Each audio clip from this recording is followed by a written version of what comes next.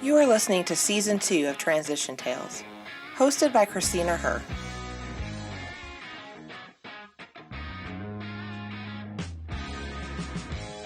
Listen to stories from the military community that inspire you to visualize your future and feel empowered to move through your own transitions in life.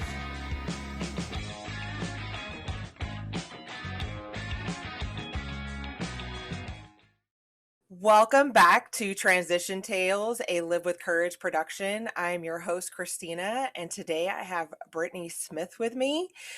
She is an Air Force veteran, and I'm so excited to have you on the podcast. Welcome. Thanks. I'm excited to be here. It's been, 2 years since we saw each other in Yes. person, pre-COVID? Yeah, and you were at my very first networking event that I went to in San Antonio. Yes. I think that was my first too, yeah. Yeah, and we just started talking to each other because I think we were both so nervous to be there. Yes. Yeah, you stood out. I loved your red lipstick. I was like, she is my people. Yeah, that was awesome. Yeah. I loved watching your journey from afar through LinkedIn to see how far you've come, and I'm so proud of you. Thank you. I appreciate it. And I'm proud of you too. You've done awesome things since that event. Thank you. Yeah, I guess so. Yeah. You mentioned when we were offline that you don't like talking about yourself. Sometimes I'm like, yeah, okay, yeah, I did. I know, right? We're all kind of like that. Yeah. So why don't you tell us a little bit about yourself before we get started with the questions? Okay. Yeah, so I'm a business architect at USAA, and I'm also the user experience manager for DOL Coach. We are an education provider for some project management certifications and financial freedom coaching, that sort of stuff. I did 7 years in the Air Force. I separated back last year in September. And when I was in the Air Force, I was a dental technician, and now I'm a business architect. So it's been a crazy transition, and I didn't think I was going to make it a lot of the time, but here I am. Right. So can you tell me a little bit how your transition kind of transpired?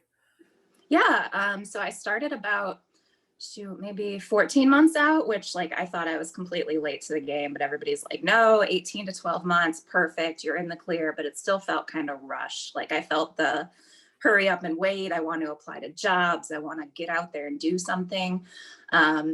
But I haven't really talked about my transition since it transpired. I'd say that it ended officially in April of this year, once I got my full-time role at USAA. Prior to that, I was a contractor at USAA, which I loved, but of course, the goal is full-time employment.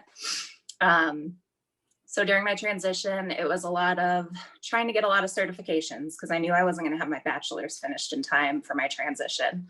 And that made me really nervous because everybody said, you can't even get in the door without a bachelor's. It's not possible. And then you've got everybody telling you the statistics about homeless veterans and unemployment. So I was just a complete nervous wreck during my transition. So I got some awesome mentors and I started working on my certifications, got those under my belt. And I just kind of did some informational interviews with some employers that I was interested in. I'd pick a person from the company and be like, hey, if you were hiring today, take a look at my resume, have a chat with me and tell me, yes, no, would you hire me? Is there anything that I can improve upon? Anything like that. And those all went surprisingly well. I was cautiously optimistic heading into I'd say probably July of 2019 before my transition. And I had a very sweet job lined up. And the only thing that I had left to do was get reference for the job. So my commander offered to be my reference and I put him down. And man, did that throw a wrench in my transition. He was a wolf in sheep's clothing and he did not want me to get that job. So he gave me a terrible referral. The company pretty much ghosted me after that, expectedly. And I was just kind of lost. I was 2 months from transitioning. I had lost a pretty much sure thing. And I was just kind of resigned to my fate. I'm like, I'll roll with whatever happens. But I definitely lost my positive mojo in that moment. Until I think it was probably in beginning of August before I separated, a recruiter randomly reached out to me through LinkedIn, which some of them are real, some of them are not. So I didn't really get my hopes up. And then the recruiter told me that they're a contractor with USAA. And I'm like, this just couldn't be more perfect. This is the mecca of project management post-transition. There's no way. This is way too good to be true. So I didn't even let myself get excited about it. I was like, I'll do the interview. They're probably going to say no. I don't have a bachelor's. I don't have a PMP. They're just going to breeze by me. But by some miracle, they said yes. And I contracted with them for the better part of a year. I took a full-time gig on a different team this April and haven't looked back. I'm glad to kind of finally put my transition behind me because it was super stressful, wondering if I was going to get that full-time role after being a contractor. Everybody told me I was a shoo-in, but you can't count your eggs before they hatch. So now that I'm here, I'm happy and glad it's over with. I bet. Do you think that there's any special, like you have to have this, and this to get a job? Especially when it comes to education and certifications and experience combined. Yeah, I think it really depends on the job and how well you're able to sell yourself. I was kind of in a similar situation with my contract at USAA. I just happened to have a phenomenal hiring manager that's like, cool, as long as you want to do it, sticky notes on a whiteboard, like we don't care. Because I didn't have any project management software. I used Excel spreadsheets and sticky notes. Like, Right. how we did it in the military. We didn't have money for programs. Are you kidding me? So it really depends. I was able to say, like I've used softwares, I'm tech savvy, I can figure it out, just like give me a day, and kind of sold myself that way and it worked. And some hiring managers will go for that, some won't, because some want to teach you and they can see the potential, and others don't. They just want somebody that they can put in the position super fast without having to get them up to speed. So it really depends on the position. I also think with some of the hiring managers, some of them know how adaptable military members are, and some of them Mhm. don't believe it. So I think Right. that's another factor when you're looking at hiring managers. So that's why I say, you cannot.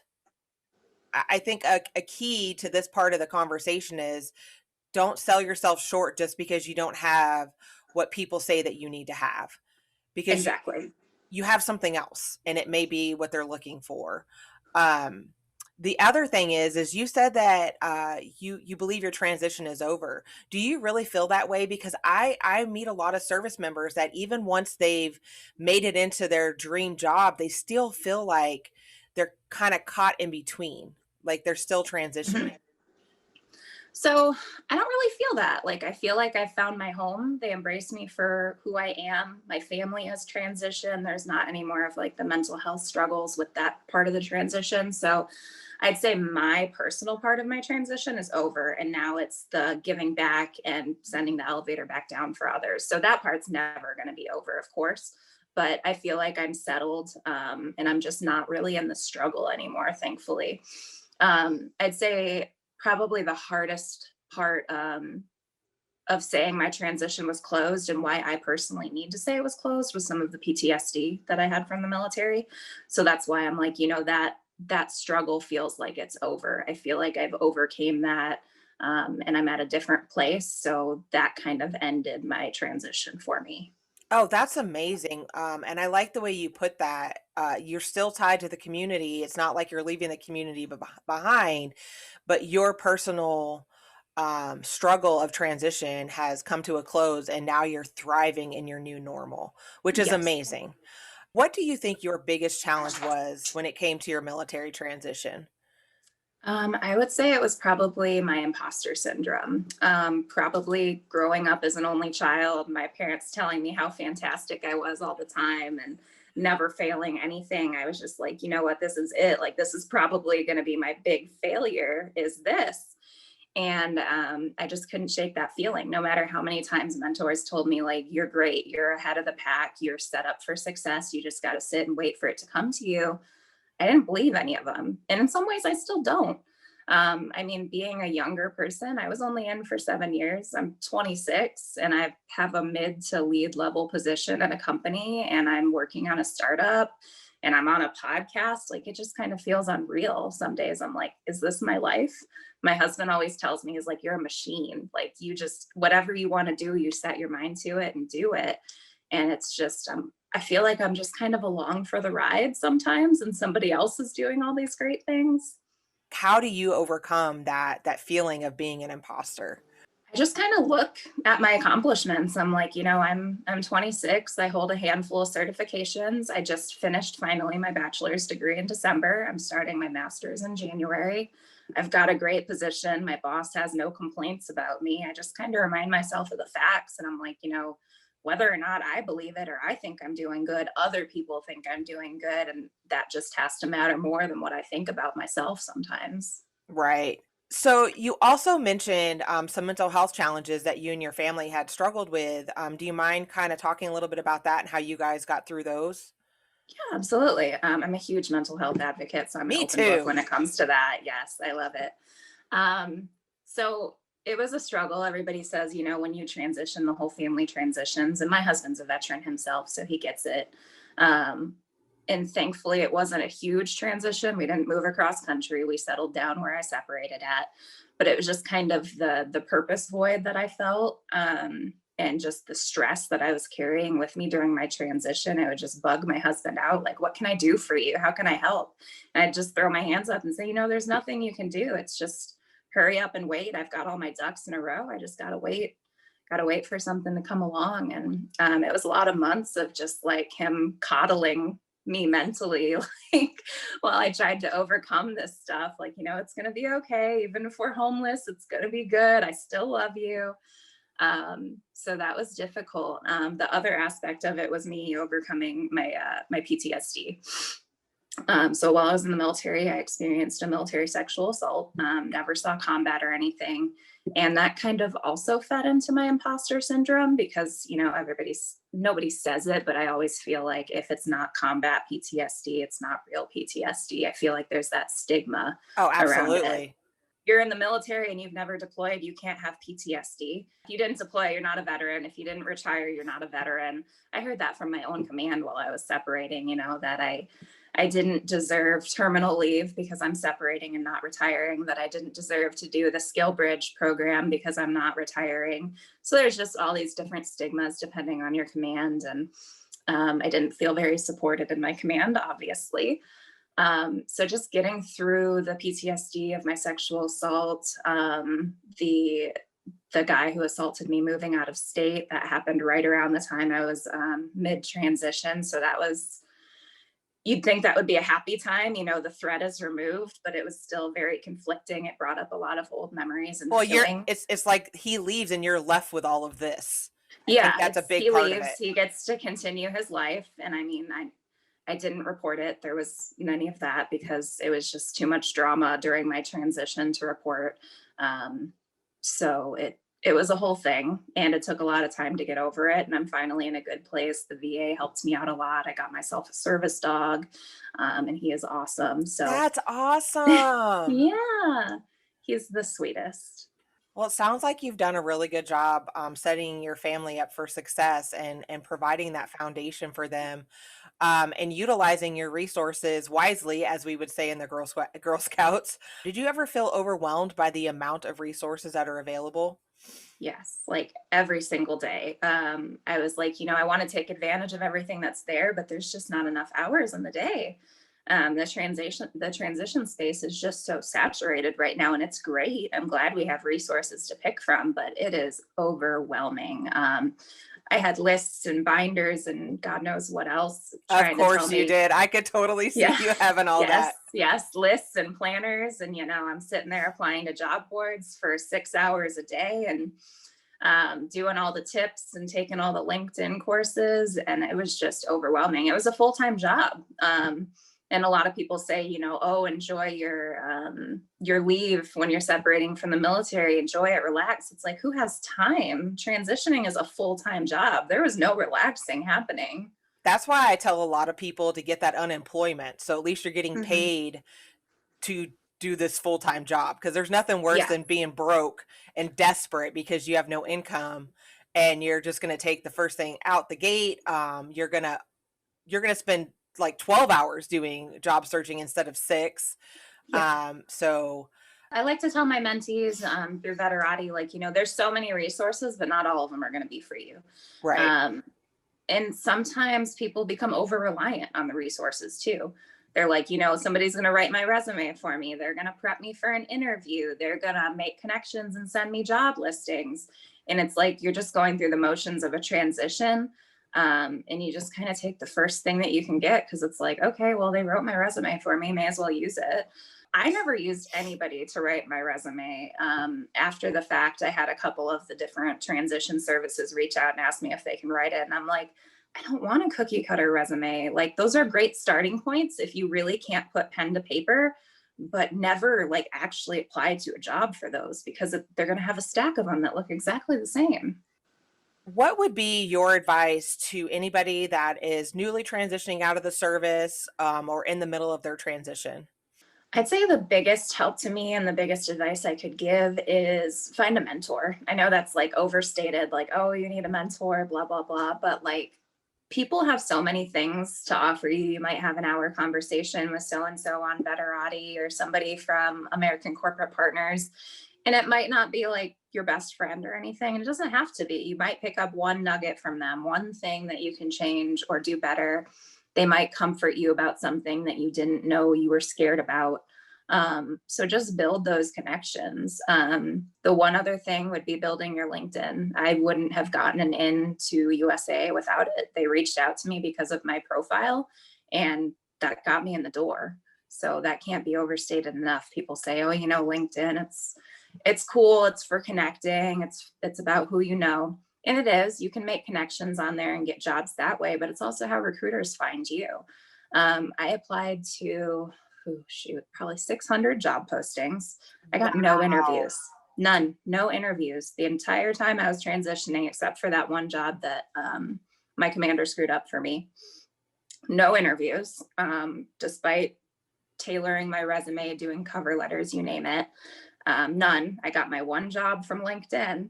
And then coming into USAA, when I was a contractor applying internally, I applied to 72 postings. Did not That's a lot get of work. it. Is, especially with like the bigger companies, they want this big application every single time. It's crazy. So I was surprised when I finally got one interview, because it was just routine. I'd wake up every morning, apply to all the project manager positions, turn off the computer. And then I finally got a call back for one. And she's like, well, I don't want to waste your time with the whole spiel. I see you've applied to a bunch of jobs. You had to have heard this in an interview before. And I'm like, I've never actually gotten a call back for any of these positions. And she was just mind blown. So it takes a lot of applications if you're going to do it that way, but it just takes one recruiter reaching out to you on LinkedIn to do it that way. I like how you said you had a routine, and that's very project manager of you. Yeah. But it is one of the best things that people can do is have that routine, have your parameters, like have everything set up to where like, okay, I'm looking at dates of the job postings. I'm looking for these specific keywords, like really know, and don't just throw spaghetti on the wall and see what sticks. Mm-hmm. Have that process. Limit yourself. Say, okay, I'm going to apply for 5 jobs today because that's all I can handle. Mm-hmm. Um, that type of stuff to make it more efficient. Because when Mm-hmm. you're efficient, you're not as drained, I feel. Do you have any suggestions on how somebody can find a good fit for a mentor? And when is it okay to be like, you're not a good fit for me? Like, what do you think about that?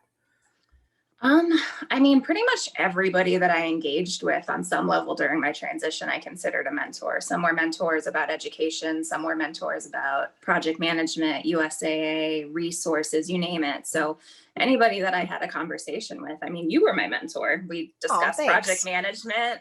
We stayed in touch through LinkedIn. I saw your posts. They helped me out. I considered you a mentor. It doesn't have to be this formal thing, it can be somebody who you follow on LinkedIn and you've never even interacted with them. You just follow their tips and their posts. That can be a mentor. It doesn't have to be this big bureaucratic thing of, hey, I want to contact you. Will you please be my mentor and walk this path with me? That's great to have those. And I had plenty of those too. But it's just anybody that you draw inspiration and peace from during your transition. As far as formal mentors, most of mine were through Vetterati. I did American Corporate Partners as well. And there were just a couple people that I messaged on LinkedIn like, hey, we have very similar backgrounds and I'd love to pick your brain about this. There were definitely a couple that were questionable. I was like, I don't really feel like it was just an awkward conversation. There was weird pauses and we just didn't seem to connect all that well. And it doesn't have to be this big formal ending of, oh, I don't think you're a good fit for me. It's just thank you for your time and just keep them as a contact on LinkedIn. They're in your back pocket if you ever need them again, but it doesn't have to be this, I bid you adieu, you're not my mentor anymore type thing. Do you pick up on maybe maybe I'm not a good mentor for you? Yeah, I mean, there's definitely been cases where I'm like, you know what, I'm probably not going to get a second session with this person, and that's fine. I feel like, at least from every session I've given, they've taken something away, whether it's resources, the fact that you can get a job without a bachelor's degree, just support. So I feel like they've gotten at least something, a nugget, and that's what I'm looking to give. Nobody else's transition story is going to match mine exactly. I'm not looking to make best friends. I'm just looking to listen to them through their transition and see what they need. If I'm able to connect them with somebody who I think would be a better fit, that's usually the case. I'm like, you know what, this was great. I hope you got what you needed from me. Here's some other people who may have had more similar transitions to you. Oh, that's cool. I'm very selfish. I love doing this for me. Yeah. Um, but I also love getting the stories out to others because I think it really makes a difference in our community for folks to not hear the same story that they hear at all the seminars. Yeah. I rolled into a job at USAA and, you know, so and so paid for my PMP and now I'm making six figures and so can you. Like that's Yeah. that's Yeah, not, no, and that's why I typically tell my story. Like, I don't usually tell it publicly. I'll tell it to like my veterati mentors, and I'm like, I don't have a master's degree. I don't have 600 acronyms after my name. I don't have 20 years of project management experience. But the great thing is you don't necessarily need to have all of those. Like, I'm able to make up for a lot of that with my personality, I think, which I feel conceited saying that. nope. But like, Don't feel it. You're good.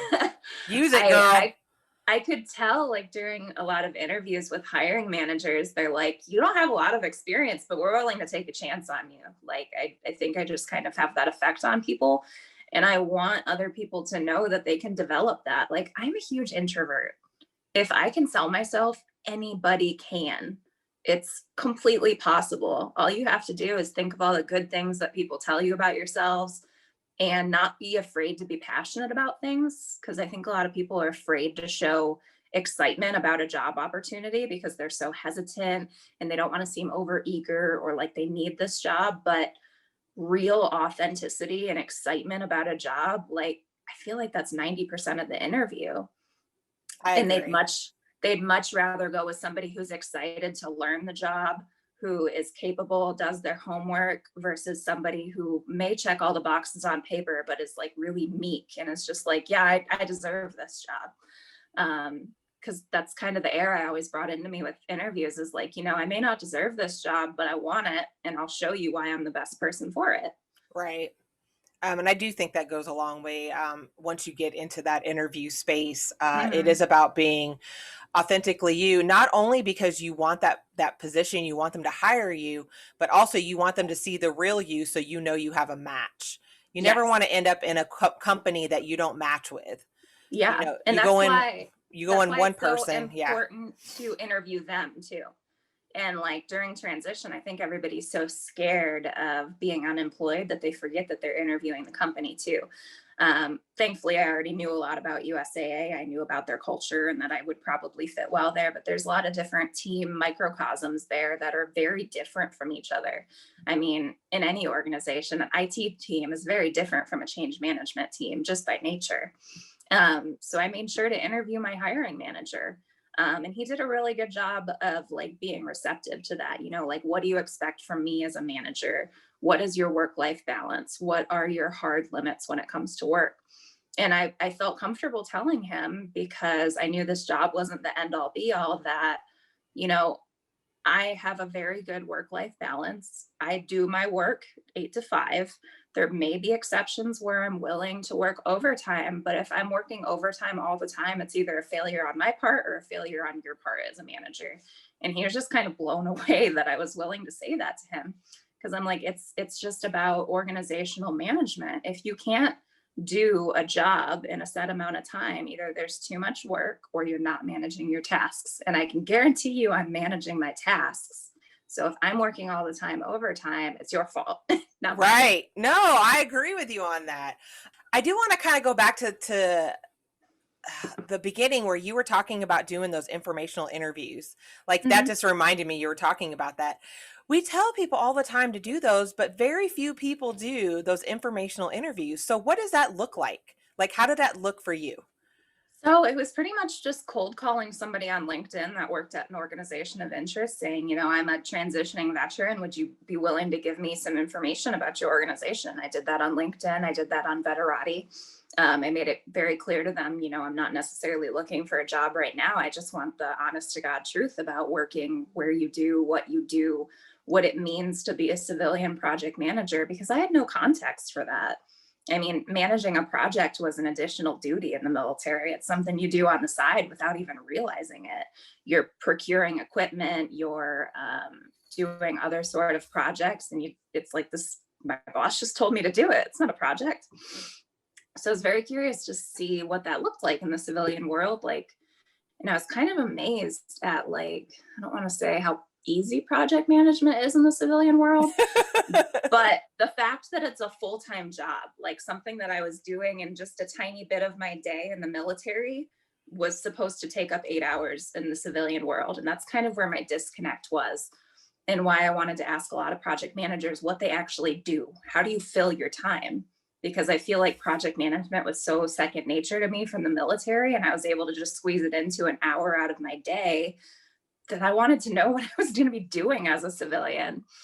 So after I reached out to them on LinkedIn, I'd ask them some questions, what their day looks like, what their compensation was, obviously, if they were willing to share that with me, the culture, because culture was a big part, especially coming from such terrible leadership. Like everybody had always talked about, oh, my work family in the military. I never felt that.